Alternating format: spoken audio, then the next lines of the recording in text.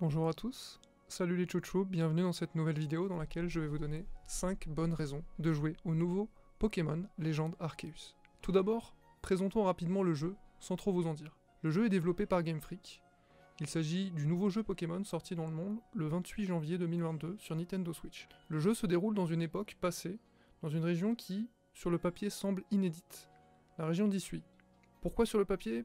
Eh bien, ça, vous le verrez par vous-même. Vous incarnez un personnage qui a traversé les dimensions par un portail spatio-temporel. Vous vous réveillez alors sur une plage, en ayant perdu la mémoire. Vous sentez alors que l'aventure vous attend. Petit aparté rapidement avant d'entrer dans le vif du sujet.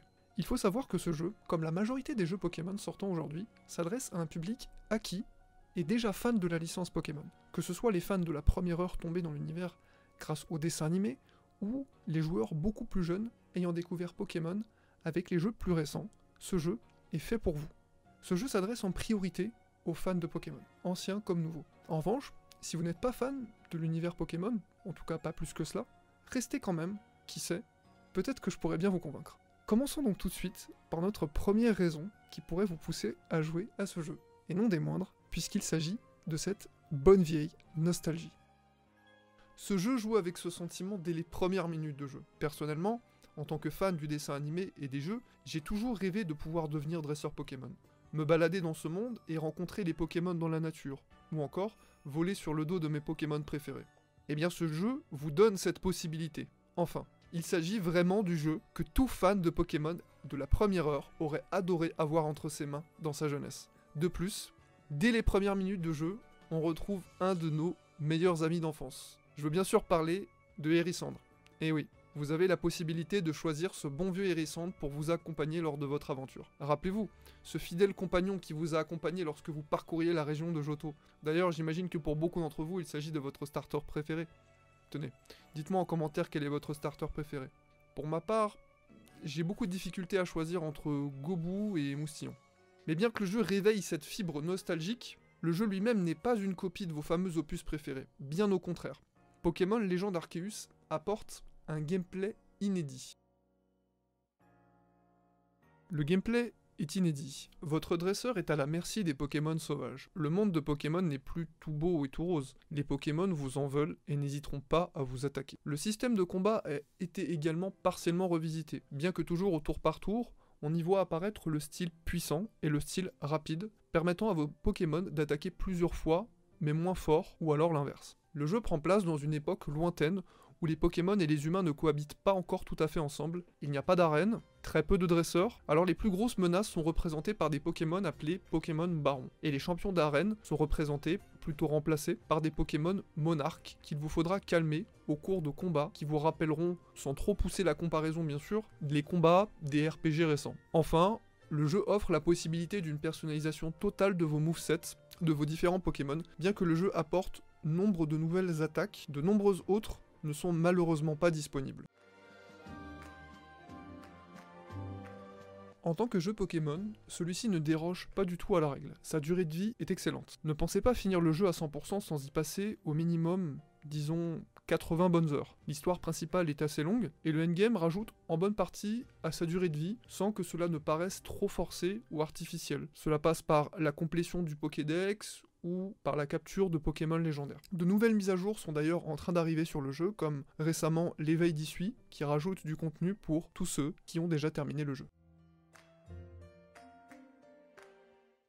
Le jeu vient innover en apportant des éléments de gameplay. Et le gameplay inédit n'est pas tout.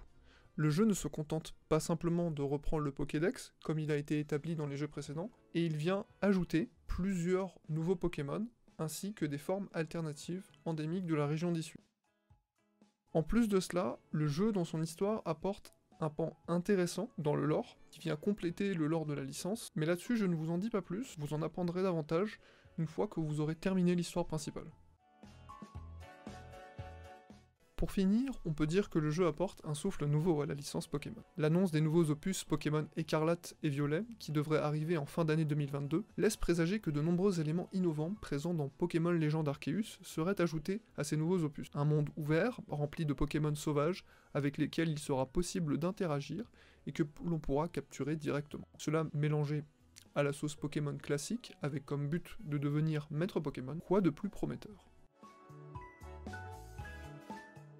il faut quand même que j'évoque quelques points négatifs, notamment les graphismes qui ont fait hurler les gamers les plus extrêmes. Pour un jeu sorti en 2022, les graphismes laissent à désirer, si je compare notamment à un jeu sorti en même temps comme Elden Ring par exemple.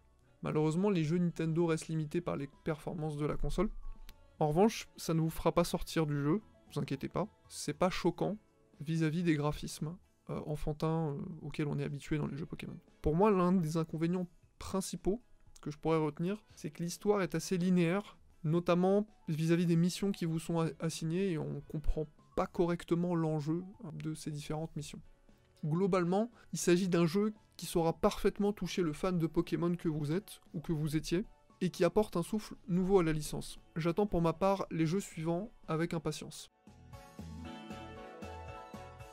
Merci à tous d'avoir regardé cette vidéo, c'est une première pour moi donc j'espère qu'elle vous a donné envie de vous intéresser au jeu. Je vais faire comme les youtubeurs maintenant, donc je vous remercie d'avance si vous vous abonnez, si vous likez et si vous laissez un commentaire. N'hésitez pas, je les lirai tous, surtout si ça concerne la vidéo, comment je pourrais m'améliorer, etc. N'hésitez surtout pas. Maintenant, s'il y en a certains qui souhaitent que je fasse une vidéo d'astuce sur le jeu, n'hésitez pas à vous manifester en commentaire. Peut-être que ça en intéresserait certains et je pense que je peux en faire une vidéo d'astuce assez intéressante. Maintenant, avant de clore la vidéo, je vous propose un petit jeu pour gagner un cadeau d'une valeur de 10 €. Donc sur la plateforme de votre choix, sinon ce sera 10 € PayPal. C'est simple, pour ça il vous suffit de commenter et de trouver le nom du prochain jeu que je défendrai en 5 points. Je vous laisse 2 indices quand même, c'est Masque et Assassin. Bonne chance à tous ceux qui participeront bien sûr. Prenez soin de vous et à la prochaine les chouchous.